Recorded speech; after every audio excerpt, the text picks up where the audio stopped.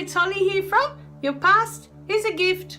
So I got a bit heated up in the previous video because it just really gets on my nerves. You know, why people get into these patterns? Why do we do this to ourselves? Okay, we were talking about cyberbullying.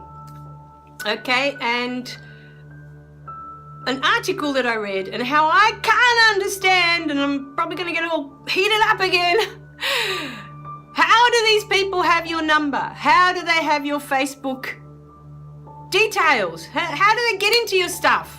You know, they're not your friends. You actually literally have to friend someone for them to be on your list, okay? Or for them to send you a text. How do they have your text? How do they have your phone number? You know, to be receiving text messages all the time. And how do you not know that you can block them? I know that, and I'm ancient. I'm not your generation that know how to use this technology, you know. So block the person, and if that doesn't work, get a private number. Do what you need to do to shut them out of your life, okay? Because them throwing garbage at you, that's their problem. And you reading it and getting upset about it every day makes it your problem. You've just made their problem your problem, okay? So in case you missed it, in like dozens of videos I said it before, a person that feels good about who they are will not trash another person. People that feel good about who they are want to lift others up. They want others to feel as good as they feel. So once you understand that, maybe one day you'll get to that point of feeling good about who you are, and you'll understand exactly what I'm trying to tell you. All you want to do is make others feel good, because that's why I'm here. I want to help you feel good about who you are. I don't want you to feel that way anymore.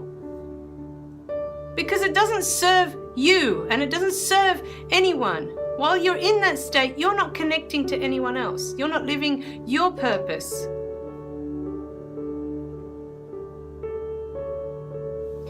So in this video, okay, going through what we were talking about with the cyberbullying and all that, I wanted to talk about the moments in my life that I have felt the happiest, going through my childhood and going through my teenage years. There were years that were crap through there, okay, and I haven't addressed some of them yet in these videos. I will at some point get to some of those years that weren't that great, but in the meantime, okay, in my primary years, going through primary school, I couldn't connect to anyone at school. I just couldn't make friends because I didn't understand how friendship worked through school. But outside of school, on weekends, I had my cousins, and we all connected because we were all children of immigrants. All of our parents had migrated from overseas to Australia, all of us. So we had that in common. And the cousins I connected to the most were all the firstborns, because we all felt cast aside when the second child had been born. We were all going through the same experiences, and that's why I keep telling you, I know this is the way. Because we would get together and we would be so happy in each other's company. And we didn't sit there and moan and groan about how crap it was that we had our siblings and that we were cast aside. And none of that was important. We had that in common. And that's what connected us.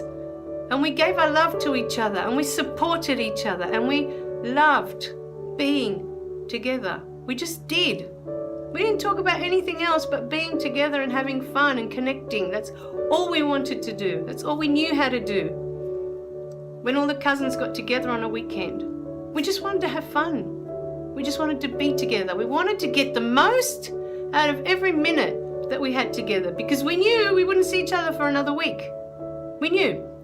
So that weekend meant everything, you know, and we were goofy and we were silly and we laughed and we fell over and we learned so many things. You know, one of my favorite summers was learning chess with one of my eldest cousins. You know, she read the instructions and we learned how to play it together.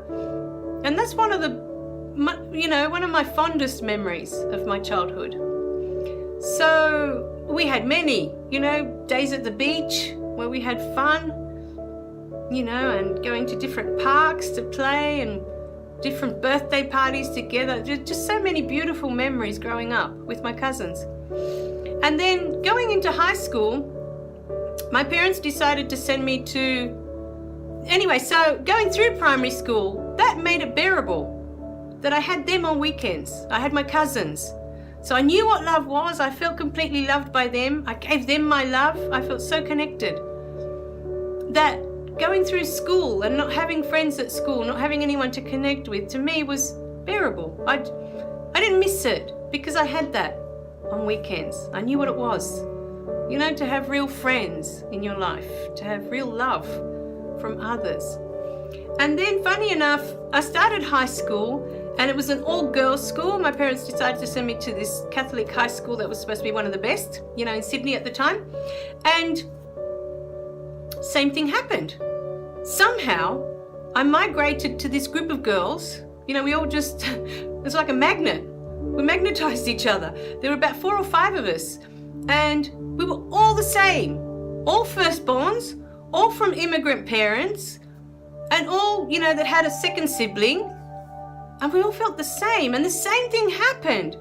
And the wonderful thing with this group of friends that we had now, I mean, we all kind of looked the same. We all looked dark. We had dark features. Some of us had glasses. Some had braces.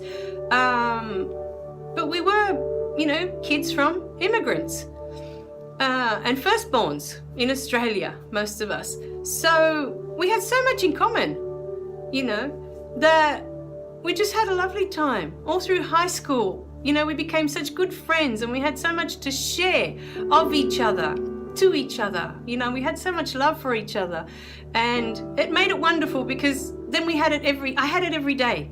I couldn't wait to get to school to see these friends, you know, and just see them. It didn't matter if you talked or didn't talk, you just loved being in their company, you know, just loved being with them. And when we talked about things, we'd talk about our own problems. If we had a problem at home with a parent, or we had a problem with our sibling, or we talked about our own issues, and the others would try and help. You know, help us feel better about it, or try and find an angle that we didn't have to feel so bad about it, or maybe they were going through the same. And so we related on that level. You know, we felt more connected because we had that in common. We had so much in common, you know. So that became wonderful for me, you know, that those years starting off in high school, I had this group of friends and we were all the same, you know, in every way. It was just wonderful. So I know for a fact that the years that I've been the happiest is when I've had people in my life like that I've felt completely connected because I had so much in common with them. You know, we're all going through the same, whatever the pain was or whatever the joy was, or it was the same, you know. And so we supported each other, you know, we encouraged each other, you know, when we were down, we'd lift each other up. And that's what friends are. That's what you need to look for. You know, others that support you, others that lift you up when you're down, and you do the same for them, you know, and you can feel their love. There's something about love that you can't mistake it for anything else. You know, they're happy to see you and you're happy to see them. And you can't wait for the next day to share more experiences with these people. That's what you need to look for. Because as much as you're out there and you feel like you're the only one and you're so lonely in your little world of what you're going through, I can promise you there are others out there the same, going through the same. They may not look the same as you. They may have other difficulties, you know, or differences. They may be different in other ways. They may look different. But you get to know them and you have so much in common with that person. So much. You just need to open your eyes and start looking to connect. Connect. Because that's where the real joy lies. That's where you belong. Connecting. All right, my darlings? I love you guys. Connect. Find someone to connect to. All right. Remember to click like and subscribe below so you don't miss any of the messages. And I'll see you in the next video. Bye for now.